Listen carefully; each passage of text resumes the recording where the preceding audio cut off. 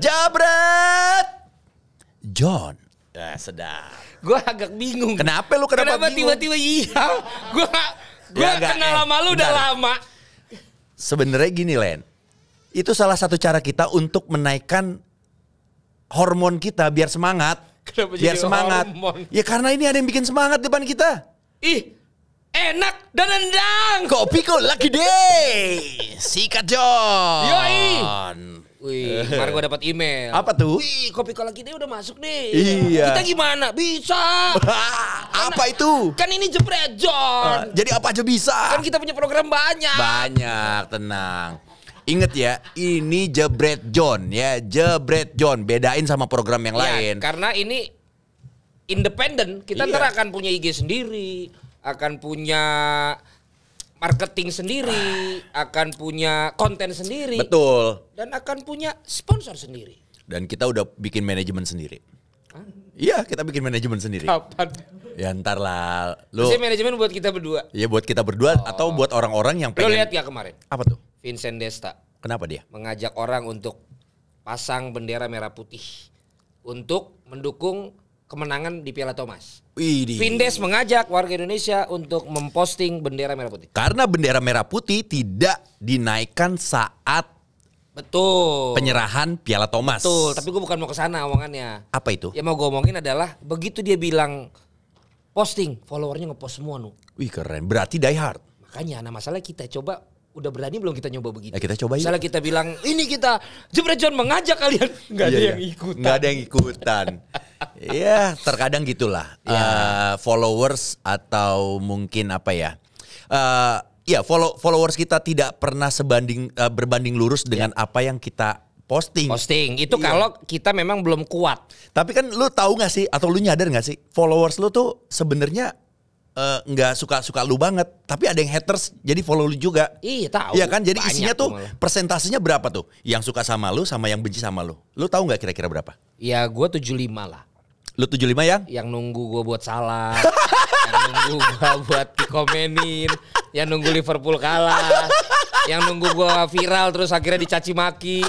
75. Kayaknya ini ya, lu mamam tuh gitu ya. Iya, makanya gue Nungguin kepleset dong ya. Iya, makanya gue nggak terlalu brand tuh nggak terlalu banyak kayak lu nu. Kenapa emang? Karena lu dianggap lebih low risk untuk brand mereka. Kalau gue tuh lebih high risk karena dipikirnya, waduh, ntar kadang walaupun dia tahu gue orangnya nggak seperti itu sebenarnya, tapi image-nya kan kayaknya kok Tapi banyak nggak yang semua musuhin. brand kayak gitu. Justru gue hanya orang atau brand-brand tertentu yang tahu gue value-nya tahu, ya akhirnya juga gue terima. Lah, kita kalau bicara kayak gitu ya, coba apa kabarnya Uus? Brandnya lumayan, Ya makanya.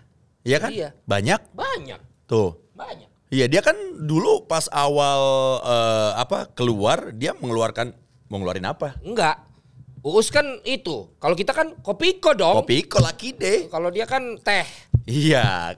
Jadi segala sesuatunya yang bertentangan belum tentu nggak ada pasarnya, pasti ada. Tapi yang jelas dari sini gue bisa berkesimpulan, lu sebagai public figure, apalagi kalau lu dikenal public figurnya di sosmed lu, itu memang berpengaruh banget perilaku lu ataupun ajakan lu dengan follower lu. Ya. Nah, benar satunya ada tuh yang lagi rame nu. Siapa itu? Itu banyak banget followernya. Gue tahu dari bini gue juga kalau apa nih lagi rame gitu kan, dan gue baru tahu sosok dia juga. Melihat katanya dia tuh kalau ngepost tuh sampai titik. Gokil. Dilihat semua ya sama followersnya lagi. Kayaknya ya, dan ternyata itu nggak satu orang.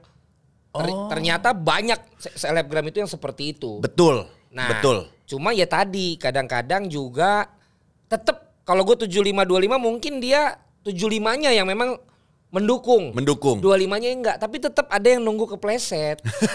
Nah, masalahnya ada yang lagi kepleset emang. Ada yang lagi kepleset. Tidak selamanya roda itu diam aja. Bener, karena Pasti memang selamanya berputar. roda itu berputar, nggak Iya mungkin kan? juga diam. Iya, nggak mungkin Iya, ya. lu bilang tadi tidak selamanya roda Iya, itu salah, diam. salah. Yang namanya roda ya memang dia tidak akan pernah diam. Iya ya. Jadi ya berputar. Iya. Nah, walaupun cuma 25 kepleset, tapi karena dia punya jumlah massa yang sangat banyak, akhirnya rame juga. Rame kan? Rame. Nah, kalau lu lihat lebih banyak rame yang mendukung atau yang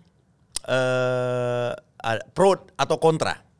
kalau dilihat dari komen-komennya sih, kalau yang memang murni di kolomnya dia banyak yang tetap support. Ini dari tadi kita sebenarnya masih belum nyebutin nama loh. Dan juga mungkin nih para pendengarnya Jebret John ini masih belum tahu yang kita omongin itu tentang apa ini sebenarnya. Siapa Yang masalah kenapa dia nggak ikut peraturan karantina. Oh, gue tahu itu sih. Itu emang viral. Siapa? Inisialnya. Rahel V-nya. Kalau singkatannya itu kan inisialnya. Singkatan. Nama panjangnya siapa? Nama panjangnya? RV. Emang gue agak harus menyesuaikan taste bercanda gue ya, karena gue habis. Ini gue nggak bercanda, ini gue serius. Oh, serius. Iya, karena komedi itu tercipta ketika kita serius, tapi ternyata itu salah. Oh, gue barusan nama anak. Dan komedi itu begitu ya? Dan komedi itu tercipta karena tragedi di saat itu. Jadi setelah tragedi barulah muncul komedi. Lu kepleset, ya kan, itu tragedi dong buat lu. Tapi setelah lu ceritakan, setelah kejadian itu jadi komedi. Setelah jadi komedi, ya gue tetap nggak nangkep sih, tapi gue setuju lah sama lu. Jadi gimana itu? Lu kenal? Gue nggak kenal. Jujur gue nggak kenal. Gue jujur secara pribadi nggak kenal. Dia follow lu nggak? Jujur, kayaknya gue nggak pernah ngecek siapa yang follow gue juga sih. Oh. Jadi gue nggak tahu. Tapi dia pernah DM lu nggak? Istri gue tahu. Ya kenal lah. Kenal, temenan kayaknya. Oh temenan. Temenan. Lu suka DM dia nggak sebelum lu nikah sama istri lu? Gue nggak pernah lah. Nggak pernah. Waduh, serem ya, bahaya ya di sini ya. Ini kamera ada, ya, lagi on terus. DM kan apapun bisa, lu mau apa? Lu mau ngasih kerjaan, collab, lu minta pansos kan bisa. DM tuh bukan kenapa. Iya ya. Kenapa lu langsung pikirannya, ini banyak kamera apa? Berarti kan lu sering DM sejenis. Wah enggak lah. Doyan DM tuh. Itu mah jurus lama, Len. Iya kan? Jurus Hai lama. Balik lagi. Balik lagi nih, gimana nih kalau menurut? Ya gue sih ngeliat ya kayak Donna Darius, akhirnya dia ngepost kemesraan mereka saat mereka karantina. Bahkan mereka bikin day 1, day 2, day 3 gitu. Begitu juga dengan Raffi Ahmad. Gue gak tahu waktu pas dari Turki. Gue lihat, iya, itu ada, juga. iya ada. Pokoknya pas selama di karantina dia juga tetap posting. Betul. Terus juga katanya kemarin teman-teman yang dari New York itu, ini kan geng yang baru dari New York kan. New York. Katanya juga pada malah ngonten kan, ada si A, si B, si C. Ya mereka ngontenin, mereka ada di dalam situ. Iya gitu. betul. Sayangnya si temennya bini lu ini katanya kepleset kan, karena ternyata sudah tidak ada di tempat dan dia ngepost lagi ada acara. Ya, tapi kalau gue memposisikan gue coba ya sebagai Rahel nih. Iya. Ntar dulu ya, kalau angkatan gue taunya Rahel Mariam. Rahel Mariam? Ya namanya Rahel kan waktu itu. Oh iya, ya Allah. Rahel. Makanya tolong ini dipastikan dulu. Nah, bukan. Ini beda. Rahel Mariam itu kalau nggak salah udah masuk ke dunia politik. Iya, tapi maksud gue kalau di generasi gue, kalau Rahel tuh gue identik di otak gue Rahel Mariam. Oh iya, Rahel Mariam. Nah ini ternyata Rahel V-nya. Kayak temennya bini lu. Iya. Ya, paling nggak kalau gimana hasil obrolan kita kan temennya bini lu gitu. Tapi Len, jangan salah Len. Jangan sampai nggak kenal-kenal amat dong. Ini ya gue tahu dari Ririn. Setiap brand atau produk yang dipegang sama Rahel V-nya itu selalu laku. Pasti. Dan selalu berbanding lurus dengan jumlah followers. Makanya itu yang gue bilang, kalau dia itu bener-bener mungkin 90-10 lah. Iya. Istilahnya dia pakai apapun, 90 itu bukan hanya ngelihat. Berarti truly influencer. Yes. Makanya influencer gini, followers dari selebgram dengan followers dari public figure TV itu beda militansinya. Betul. Kalau yang dari selebgram memang pasti mengikuti dia dari apa adanya dia, apapun itu. Ya. Kalau dari TV memang karena migrasi aja, dia dikenal di TV, gue pengen tahu aja. Nah. Tapi kalau yang dari dunia sosmed, lu followernya memang lo die hard. Betul, setuju. Sama satu lagi nih. Buat temen-temen ya yang udah ngerasa artis, baru main 1 sinetron, 2 sinetron, 3 sinetron, lu jangan merasa sok terkenal. Karena ya sekarang eranya udah beda. Banyak media untuk mengangkat seseorang jadi terkenal dan mempunyai pasar dan juga mempunyai pasukan fans. Ini influencer, fansnya yang lu bilang tadi. Karena dia lahirnya dari media sosial. Artinya fansnya lebih banyak. Dia lahir tetap dari nyokapnya. Oh iya benar. Tapi dia dikenal. Lu mah patahin gua mulu. Iya, soalnya lu masih terlalu banget gitu loh omongan lu tuh. Nyebutin iya maksudnya baik dan benar. Dunia podcast dan YouTube ini udah bukan yang bukan yang baik dan benar banget gitu, yang ngejual. Iya benar. Dilahirkan di sosmed. Pasti oleh rahim ibunya lah. Ya nggak mungkin lah. Oleh sosmed dia lahir. Dan lebih gak mungkin itu lagi. Itu materi gue dapet dari Popon. Materi gue dapet dari Popon. Gue tuh sebelum ini sama lo supaya enak dan nendang, gue selain minum ini, tapi gue juga. Ya tapi lu minum dong. Ini belum lu minum. Kalau tadi mah gue udah minum. Makanya gue nendang banget nih. Ois mantap. Ya. Tapi yang satu lagi nih sebenarnya satu beat lagi tadi gua. Iya kan? Satu beat. Iya, Popon bilang mana beatnya? setup Hansen. Lu setupnya aja enggak. Ini gua tadi udah setup. Lu nya aja udah ngambil punchline gua. Coba. Udah malu gua ada Popon di sana.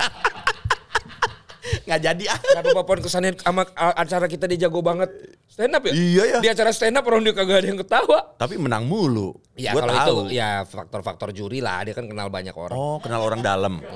Iya. Indonesia banget Popon ya.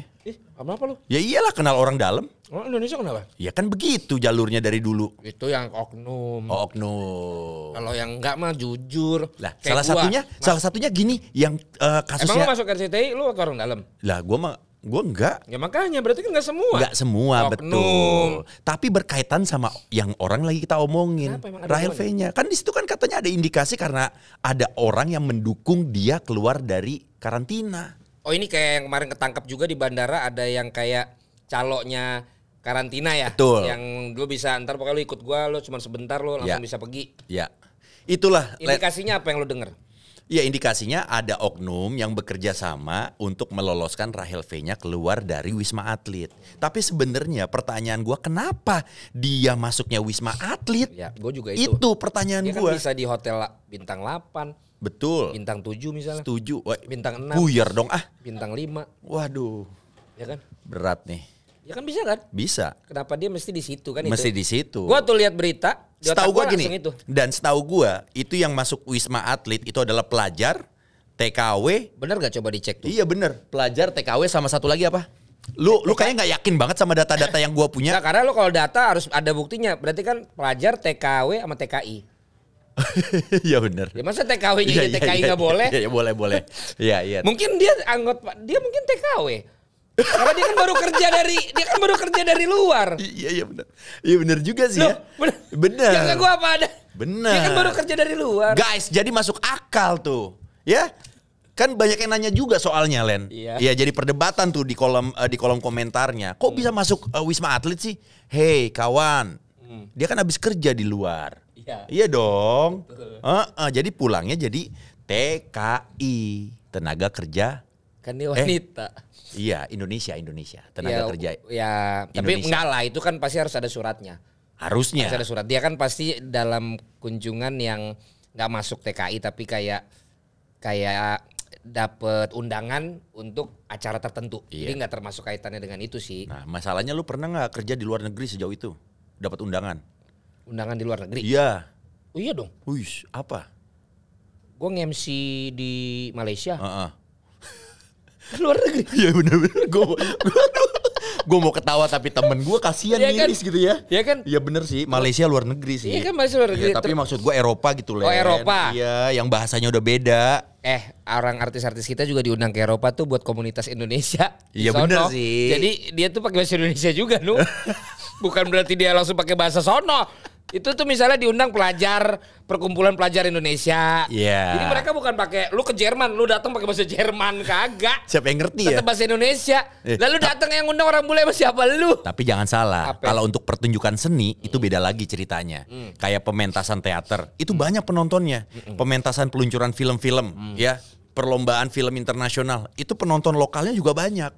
Tapi kalau memang yang mungkin nih musik yang bahasa Indonesia gitu, terus udah gitu mungkin anak-anak stand up, iya dong, ya pasti kebanyakan memang mayoritas orang Indonesia yang ada di sana untuk menyaksikan. Nah, berarti kan lo pokoknya jangan pikir kalau kita diundang ke sana, terus lo kayak harus pakai bahasa sana, tenang nu. Iya. Kayak misalnya penyanyi dangdut diundang ke Hong Kong di mana-mana, mereka mau disuruh nyanyi dangdut pakai bahasa Indonesia.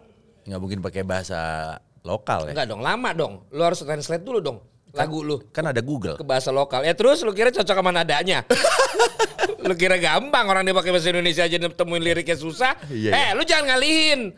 Ngalihin apa? Iya teman bini lu nih terus gimana menurut lu? Ini kepleset menurut lu atau dia dijanjiin atau feeling gue? Feeling lu kenapa dia? Apa ada kerjaan yang lebih gede gitu? Kalau yang berita yang gue dapat itu kalau nggak salah karena ada rasa kangen dia terhadap anaknya yang ditinggal karena kan keluar negerinya lama tuh.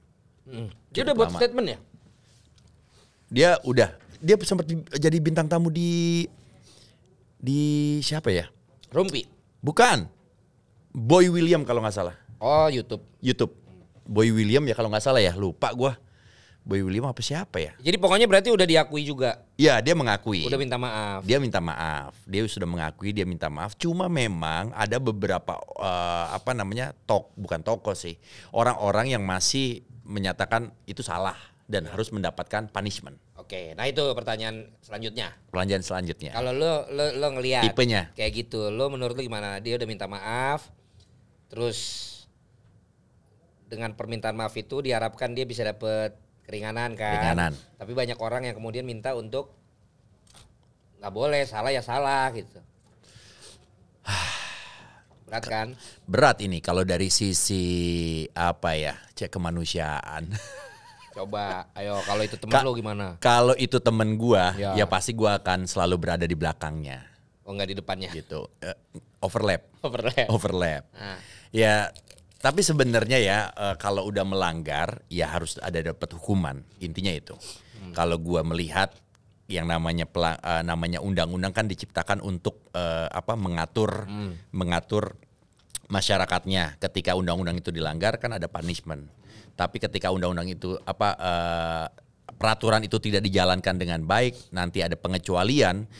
Takutnya nanti yang udah-udah nih Indonesia akan tetap gitu-gitu aja, nggak akan pernah bisa maju, nggak ada yang pernah namanya kesadaran atau kedisiplinan warganya itu stuck gitu aja, nggak berubah. Itu menurut gua sih. Lalu menurut lo? Nah kalau menurut lo gimana? Harus tetap diproses kan? Ya. Dengan segala macam keberatan hati gue sebenarnya ya kalau gue jadi posisi dia juga kalau bisa sih jangan dihukum gitu loh. Ya kalau gue gini, kalau emang bener bahwa dia sudah menyatakan bahwa dia salah dan melakukan yang diduga itu, kita harus respect. Yes.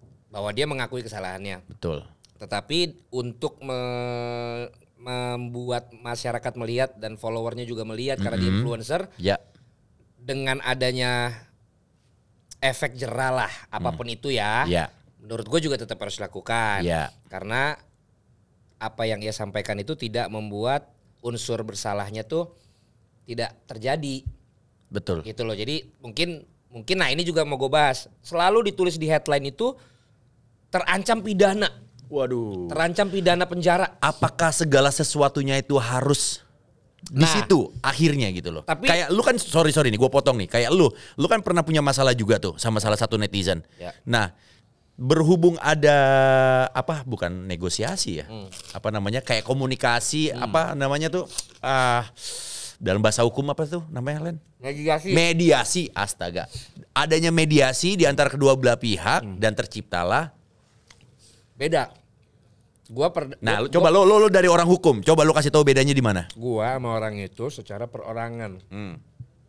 Permasalahannya dalam kasus ini RV ini dengan negara pihaknya itu adalah warga negara dan negara punya aturan. Kalau gua person to person yang bisa kita selesaikan secara mediasi. Kalau perorangan sama negara udah ada aturan yang mengatur. Dendanya gimana, sanksinya gimana, proses terbukti bersalah atau tidaknya gimana. Dan itu ada tahapan-tahapannya. Nah, yang gue sayangkan adalah judul di media selalu bilang Rachel V-nya terancam pidana. Padahal kalau kita baca aturannya, terus. Padahal kalau kita baca aturannya, ancaman pidana maksimal 1 tahun atau denda 100 juta atau maksimal denda 100 juta. Maksimal dong. Dan atau bukan dan. Jadi atau. Jadi bedanya, kalau atau itu milih. Pilih. Kalau enggak lu misal pun terbukti. Kalau dan berarti double ya, 2 ya. Double. Ya. Tapi kalau antara maksimal 1 tahun penjara atau maksimal 100 juta. Tapi itu pun masih maksimal. Berarti ya? bisa sejuta nggak? Bisa. Bisa sehari nggak di penjara? Bisa. Dan itu pun atau. Nah menurut gua RV ngelihat itu mungkin pasti yang dia pilih kan kalau atau ya dendanya. Iya pasti. Dan 100 juta paling setengah kali posting dia mungkin kan. Bisa jadi. Nah artinya menurut gua kalau itu atau pasti walaupun terbukti pasti bisa terselesaikan. Tinggal dia sebagai public figure dan influencer di sosmed ini kemudian akhirnya akan bisa menjadi corong lah bahwa lo jangan deh kayak gue. Dan apakah akan lahir duta karantina?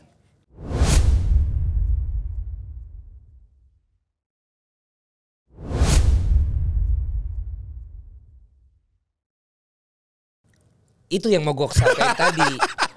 Bisa saja nanti dia akhirnya yang menjadi figur itu untuk menjadi perwakilan gitu. Gue sempat lihat postingan ada loh orang yang posting kalau sampai ada duta karantina gue keluar dari negara ini. Ada yang bilang gitu. Ada. Ya tapi poinnya adalah dan sanksi sosialnya lah Nu. Betul. Menurut gue lebih besar. Karena gitu. Ini berpengaruh sama orang banyak. Gitu. Karena ini efeknya juga bisa jadi sesuatu hal yang negatif ketika negara kita sedang mengurusi memerangi COVID-19 dengan aturan-aturan protokol kesehatan yang udah dibikin, tapi ternyata ada ada warganya yang melanggar dan pelanggarannya itu sebenarnya sangat sangat membahayakan orang lain, ya dong. Makanya ini contoh penting kalau lu public figure bukan lagi aturannya sebenarnya tapi kesadarannya. Betul. Karena sebagus-bagusnya aturan pasti ada oknum lah. Pasti. Ada celah gitu loh. Pasti. Tapi kalau kita memang tahu bahwa membahayakan orang lain, kita juga bisa kayak begitu tiba-tiba lah kok bisa ketahuan gitu kan. Iya. Dampaknya jauh lebih berat kan gitu. Iya, takutnya nanti orang lain jadi nular kalau bahasa kitanya kan. Ntar lu ngikutin lagi dia. Bener, tapi gini Nu, kita sama-sama setuju kan berarti. Setuju gue. Ini salah, diakuin, ya kita ikutin aja prosesnya. Tapi kita udah klarifikasi, nggak pasti penjara. Tuh. Nggak pasti pidana. Tuh. Tapi pidana penjara maksimal 1 tahun atau denda maksimal 100 juta. Pertanyaan gue hal simpel aja Nu, balik ke kita Jebret John Nu. Apa?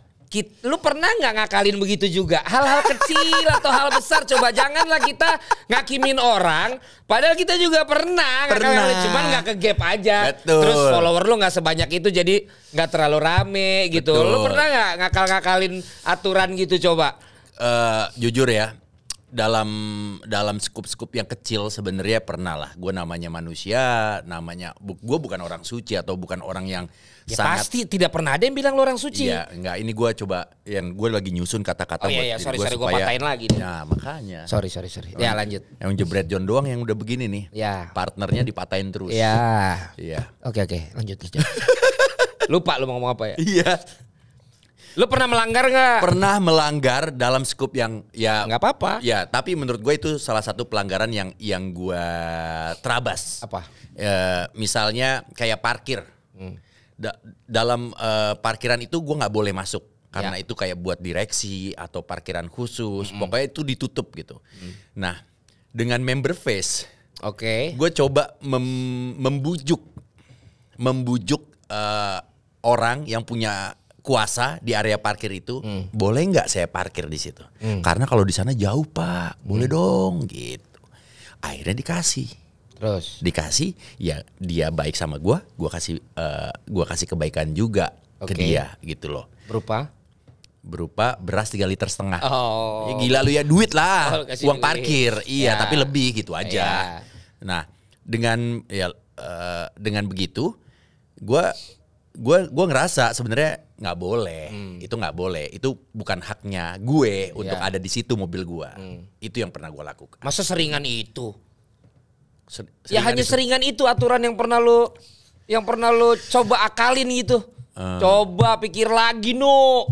Apalagi? Pikir lagi Nu, ada nggak aturan yang pernah lu akalin karena ketenaran lu, karena lu public figure? Ayo siapa? Pasti ada kan? Apa segitu bagusnya lu track record lu? Ini jadi persidangan gua nih ya. Pertanyaan gue Nu. Sekarang gua pertanyaan gue. Kalau lu. Nggak, lu jawab dulu. Apa? Lu jawab dulu. Apa? Lu punya motor itu berapa? Motor trail. Motor trail 1. Ada STNK-nya nggak? Nah, ini menarik nih. Ini juga salah satu edukasi buat teman-teman yang mempunyai motor trail. Oh, nggak perlu ya ada STNK. Nah, kalau di motor, hutan ya. Yes, motor trail tapi dia ikut bayar pajak. Bukan bayar pajak, bayar bea cukai, bayar pajak masuknya. Pajak masuk dong. Pajak masuk. Terus? Nah, setelah itu ada Apa? di showroom, Iya. ya, motor itu memang tidak diperuntukkan untuk di jalan. Ketika itu ada di jalan raya atau di aspal atau jalan yang memang tertib lalu lintas, itu berhak ditangkap dan diangkut motor itu. Karena motor itu harusnya adanya di hutan. Di hutan. Gitu. Tapi kalau untuk percuma di hutan, Ya. nggak ada polisi. Iya. Polisi hutan belum ada setahu gua. Polisi air ada. Polisi tidur? Ada. Di komplek lu Di kan? komplek. Jadi gitu. Emang kalau motor trail yang SE, jatuhnya SE ya. Nggak tahu Yang rakitan dari luar itu nggak ada. Masa nggak ada sih? suratnya. Lu belum teredukasi kali. Ya kali deh motor ada masuk, cuman cukainya doang yang diurus, nggak mungkin lah pajak pendapatan negara kita berkurang dong. Enggak beneran. Loh itu showroom-showroomnya gede-gede banget itu Len. Lah iya, showroom kan menjual dalam posisi Off-road. Oh, apa Ya, bukan memang off-road? Bukan off-road. Kalau belum itu apa? Kalau belum on the road. Iya. Ya kan? Nah, emang itu motornya bukan buat di Betul, jalan. tapi masa nggak ada income negara dari situ? Ya. Namanya motor dipergunakan tahunannya nggak ada, jadi cuma sekali bayar cukai doang. Iya. Ya, coba itu yang kita pakai. Coba diperhatikan lagi lah, Nu, siapa tahu ada yang miss. Orang-orang petinggi gitu juga banyak Len yang punya, bukan gua doang. Jangan bawa-bawa petinggi dong. Ya Kita petinggi kan ngobrolin cuma lu bisa berdua jadi doang. petinggi yang ada di lantai 7 nih. Misalnya di sini. nih ya, Vicky sama Billy main Sportster. Oh ya oke. Harley. Itu ada suratnya nggak? Harusnya ada lah. Harusnya Itu kan ya. buat di jalan. Iya. Tapi setahu gue bisa beda tuh 70-80 juta ada surat emang nggak ada surat. Ya iyalah. Pokoknya kalau harga udah miring ya harusnya dipertanyakan. Oh ya, tapi intinya lu emang nggak melanggar berarti. Melanggar lah. Lu sekarang gua tanya. Apa Lu gua? pernah nggak melanggar ya kasusnya kita samain lah. Seperti Rahel V-nya. Iya, kayak tadi kan aturan Iya, yang ada kan. aturan. Aturan yang ada apa ya gue ya? Kenal orang dalam atau lu apa atau mungkin lu bikin SIM lu nembak. Bikin SIM terakhir gue nggak nembak karena gue nge-MC-in acara, terus di situ ada bikin SIM-nya juga. SIM yang baru, iya. Gue nomor 0001 loh. Serius lu? Iya. Waduh. SIM gue gue orang pertama. Karena gue waktu itu nge-MC-in SIM baru. Kok lu gak ngajak gua? Ya budgetnya bos. Gua ini visa gua ngurus Apa? ngurus Visa? ngurus paspor. Oh iya. Ngurus Tapi paspor setahu gue memang ada agennya. Iya sih, berarti nggak termasuk ya? Nggak termasuk dong. Apa ya? Pajak mobil kali ya? Nah, Pajak penggelapan mobil. pajak. Bukan. Gua beli pajaknya udah nggak hidup. Ngerti gak lo? Oh. Gua beli dari orang, pajaknya udah nggak hidup. Lah itu berarti bukan lu yang salah dong. Ya salahnya gua habis gua beli gua harus ngidupin dong. Lah ya lu benerin berarti yang salah dia yang jual. Ya iya, tapi gua ikut salah dong, kenapa gua tetap beli? Ya enggak dong. Enggak itu ya? memang resiko. Iya, itu udah sering terjadi. Pak, saya mau jual tapi pajak saya mati. Saya nggak sanggup untuk bayarnya. Silakan Ya, Bapak ya, terusin ya. gitu. Gua kepikiran apa ya? Mungkin lu tahu kali jangan. Gue tahu pajak usaha-usaha lu. Udah. lagi diurus. Udah dong. Udah. Itu pajak itu gua nggak berniat. Ya, tapi ada pihak lain. Tapi ada pihak lain yang membuat nama gue nyangkut. Dan gue udah terangkan itu, Nu. Berarti lagi-lagi itu bukan guanya. Berarti yang makan nangkanya siapa, getahnya di lu. Iya, kalau itu yang usaha. Oke. Kalau yang pribadi beda lagi. Apa? Yang pribadi gue baru tahu. Ah. Kalau ternyata ada pajak progresif. Yes. Nah, pajak itu ternyata perorangan ada dua, Nu. Apa tuh? Lu memang sengaja udah lu tahu tapi nggak lu bayar, atau lu karena lu nggak tahu, lupa karena bayar. Karena lu nggak ngerti, lu masih kurang bayar. Oh iya, kurang bayar. Nah, gue jadinya hitungannya gue yang kurang bayar karena gue yang gue tahu cuma bukti-bukti itu, bukti potong dari klien, bukti potong siaran digabungin itu udah cukup untuk pajak kita. Ternyata kalau di total melebihi angka tertentu setelah ada hitung-hitungan, itu ada hitungan lagi. Dan ada progresifnya. Gede Serius lu? Iya, jadi gue lagi kemarin karena temen gue jadinya gue ada urusan dengan pajak usaha gue, tapi sekarang udah alhamdulillah udah oke.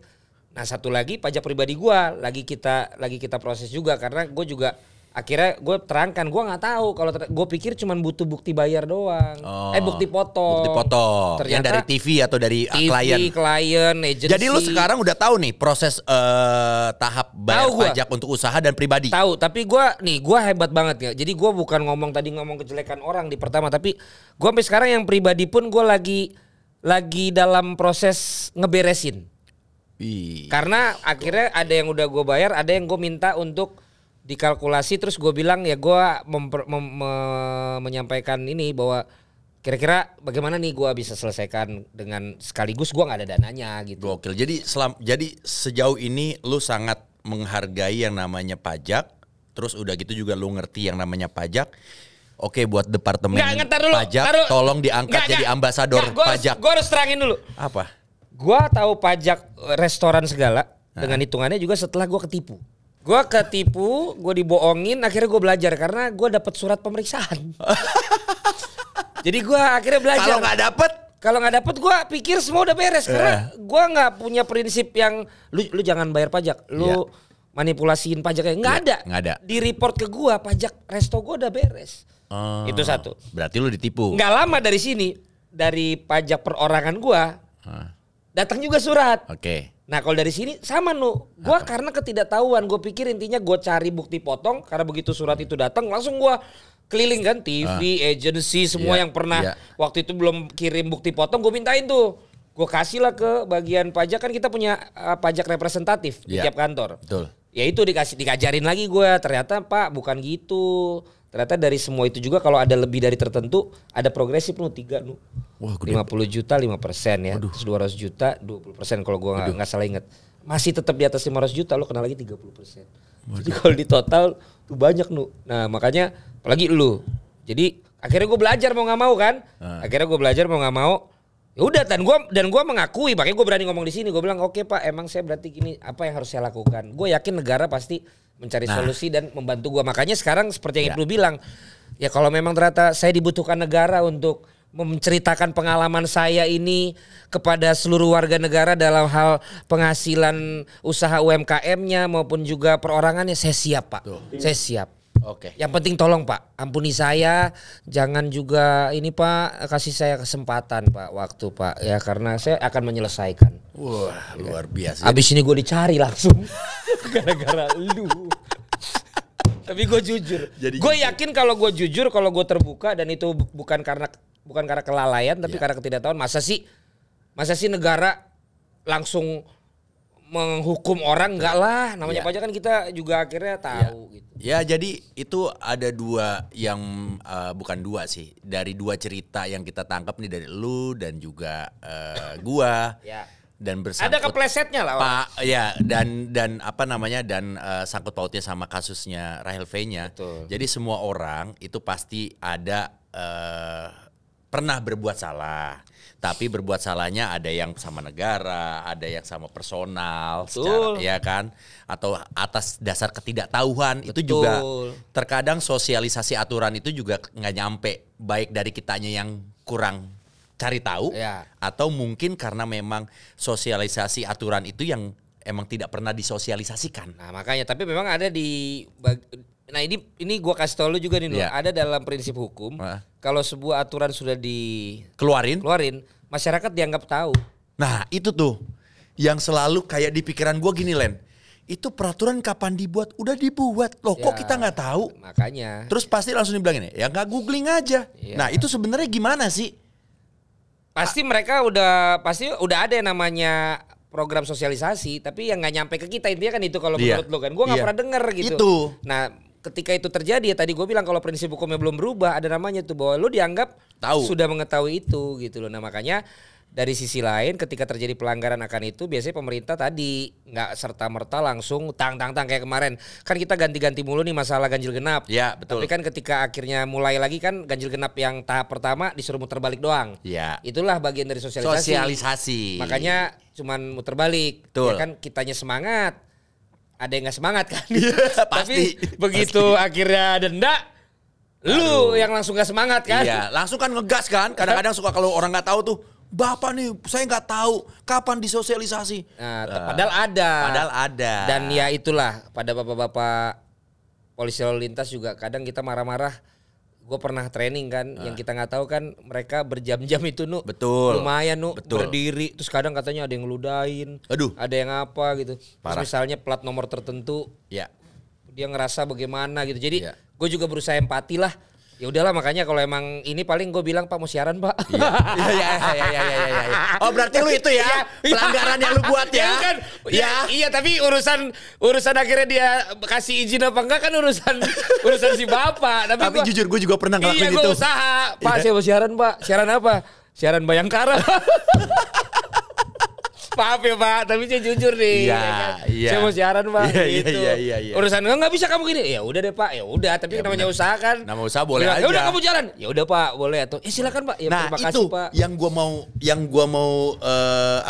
gua mau bilang juga. Jadi gini, segala macam sesuatu masalah kalau kita berpikir tenang, terus juga kita coba selesaikannya secara Asik. Tenang. Itu menurut gue akan jauh lebih baik dan lebih enak. Ya. Kayak gue pernah cerita yang tadi kasus lu itu kan, misalnya kita mau siaran atau mau ada tugas atau mau syuting, tiba-tiba kita ketilang gara-gara melakukan kesalahan kecil. Tapi kalau kita selesainya secara kekeluargaan, gimana? Nggak enak ya jatuhnya. Salah gue nih ngomongnya nih. Bukan maksudnya diselesaikannya. Ya, secara baik-baik. Gak baik-baik. Bukan. Contoh kasus yang lain. Kasus gue lebih jelas. Ya. Gue jujur aja tadi gue bilang gitu. Nah itu maksud gue gitu. Ya udah. Iya, kita ngaku salah. Iya. Kita ngaku salah gitu loh. Kalau emang lu salah, ngaku salah. Tapi, jangan lu berbelit-belit defensif sampai membuat oknum tuh jadi kesel. Gitu. Tapi ada poin di mana bukan masalah lantas ya, yang lain lah. Yang lain. Ada juga yang emang kita nggak salah. Iya. Terus kita dianggap begitu. Nah itu kadang-kadang emang yang membuat emosi dong. Ini juga ada nih. Kalau emang salah gue emang setuju sama lo. Ya udah bagaimana nih. Iya bagaimana kita serahin aja kan. Yang kalau nggak salah itu loh. Tapi kalau kita disalahin. Nah itu yang nggak enak kan. Lo tetap nggak emosi pasti. Kalau gue kadang-kadang kepancing. Suka emosian gitu. Ya. Iya. Nah itu sama lain kasus ya sama ada orang yang lagi dirazia sama Aibtu siapa yang viral itu? Norman. Bukan. Itu udah lewat. Oh udah. Itu si ini orang Batak. Ya, Batak. Siapa namanya? Apa? Yang itu yang di TV Pak Polisi yang Batak yang rame juga. Barita. Ambarita. Nah, Aibtu Ambarita dia sekarang lagi di mutasi. Karena kasus viral yang memeriksa handphone saat razia. Itu kan maksud lo? Ketika lu kan nggak ngelakuin kesalahan, gitu. Terus tiba-tiba, nih kok kayaknya ada yang salah nih. Nah, lu sepaneng di situ ya. Ya itu kasusnya. Gitu. Makanya gue juga di sini menyampaikan gue keberatan ya sama Billy ya. Kenapa? Billy di menit kedua-dua vlognya dia di SFC yang kemarin, dia nge-remove gue dari grup Gaspol. Tapi dikasih lihat nomornya. Hah? Serius lo? Nomor gua, nomor Said, nomor Rifki. Jadi gue sekarang di WhatsAppin, diteleponin orang karena nomor gue udah bocor. Gua juga ada di situ. Nah di undang-undang ITE itu pelanggaran tanpa seizin kita yang serius punya. Lo? Iya kesebar. Makanya gue mau bilang Bill dalam waktu 2x24 jam tolong lo selesaikan itu ya supaya pasal itu tidak gua kenakan ke lo. Aduh. Caranya gampang kok. Apa? Save dong nomor gua Bill. Karena lu gak nge-save nomor gua, nomornya keluar. Masa dia nge-save Roy Ricardo, dia nge-save Vicky, dia nge-save nomor gua, nomor Said, nomor Rifki kagak. Masalahnya cuma di situ, Bill. Oh jadi gue juga gak akan somasi lu yang serius, tapi tolonglah gue somasi lu atas dasar lu tidak nge-save nomor gua. Jadi angkanya keluar. Ngerti gak lo? Paham. Paham kan? Jadi gue bukan kecewa karena dia sebarinnya, gue kecewa karena berarti nomor gue gak di-save dong. Tapi sekarang gue tanya sama lu ada gak temen yang nomornya belum lu save? Si Said itu juga gak gue save. Jadi begitu kejadian itu langsung gue save. Karena saya ganti nomor. Iya. Itulah Bill. Jadi kalau lu save nomornya kan aman semua. Kenapa lu gak nge-save? Bener. Pasti juga di sini penikmat Jebret John juga pasti ada gitu yang temenan udah lama tapi nomornya nggak di save. Ya. Karena dia udah sering komunikasi. Bener. Entah itu males atau ada faktor lain. Iya. Dan ada juga yang memang kalau lo lagi ini kan tiap pagi nungguin yang lu save itu nomornya WhatsApp, balas WhatsApp lu nggak. Kok udah malam lu WhatsApp kok nggak dibales-bales. Oke, nanti kita bahas ya di episode berikutnya. Tapi yang jelas episode ini akhirnya bukan tentang si RV ya, tapi ini tentang gue ya, ngomongin pajak gue. Tapi gue terbuka aja, jadi tapi saya siap menjadi duta. Ya, siapapun pernah melakukan kesalahan lah. Siapapun pernah melakukan kesalahan, untuk para influencer sebisa mungkin, yuk kita jadi influencer yang kalau emang ada aturan-aturan pemerintah yang memang seperti ini kita taati. Ya paling nggak jangan ketahuan lah. Dan jadilah jiwa pemenang di saat lu melakukan kesalahan, akuilah kalau itu kesalahan. Jiwa pemenang ini Vicky apa tuh? Vikinisasi, ya kan? Vicky Prasetyo, ya kan? Tapi nu asalkan lu lakukan nggak ketahuan, ya nggak rame. Iya ya. Itu masalahnya karena ketahuan. Iya betul. Tapi kalau bisa ya jangan. Ya jangan. Ya kan? Apalagi lu istilahnya duit udah bukan problem buat lu, sekali-sekali membuat emang jadi contoh yang baik buat negara ini, kenapa enggak kan? Iya. Seperti gua. Ketika nanti udah beres nih semua, pajak resto gua sama pajak gua ngelamar, Pak boleh nggak saya jadi duta pajak? Karena lumayan, Pak. Lumayan ya? Lumayan banget. Oke, ini Bapak dari Direktorat Pajak mau masuk juga? Oh. Nemenin boleh taruh sini, Pak. Oke. Jarang loh program gitu malah mengundang. Dari BUMN ya? Biasanya kan malah jangan kasih tuh bang malah. Iya, gitu. Ya kalau kita terbuka. Ya karena gue udah diperiksa. Ya mungkin di sini ada. Satu lagi tuh. Apa tuh? Sebelum kita closing. Apa? Ketika usaha lu UMKM dan masih atas nama pribadi, gross per tahunnya lu kena 0,5% untuk jadi pajak juga. Progresif. Bagian dari penghasilan pribadi lu. Hah? Iya, jadi kalau lu punya UMKM, omset lu 5M, maka lu kena setahun dari pajak pribadi lu, dari usaha lu itu di luar dari pajak resto 0,5%. Tadinya 1%, tapi untuk UMKM sudah dikurangi menjadi 0,5%. Bersin gua gara-gara dengar pajak itu. Iya, jadi belajar lah Nu, karena begitu udah dapat surat itu lumayan deg-degan lah Nu. Oke. Ya kan, karena lu public figure. Ririn, coba nanti kita cek ya usaha kita. Iya, Nikmat Group coba dicek lah. 5% lumayan. Enggak. UMKM 0,5. Oh, 0,5. Tapi lu udah PT nggak masalah. Nggak masalah ya? Enggak, itu kalau lu masih pribadi. Oh, jadi selain penghasilan lo yang gua di TV, udah PT. lo kena juga di sini. Gue udah PT. Oke. Kita ketemu lagi di Jebret John berikutnya ya. Oke. Siapapun pernah melakukan kesalahan, yang penting lu akui kalau itu lu melakukan kesalahan. Dan menjalankan segala untuk bisa mengembalikan nama lu juga ya. Karena dari kesalahan itu akan bisa membuat lu jauh lebih besar dan lebih bijaksana. Dan tentu saja terima kasih buat Kopiko Lucky Day. Enak dan nendang. Sikat John.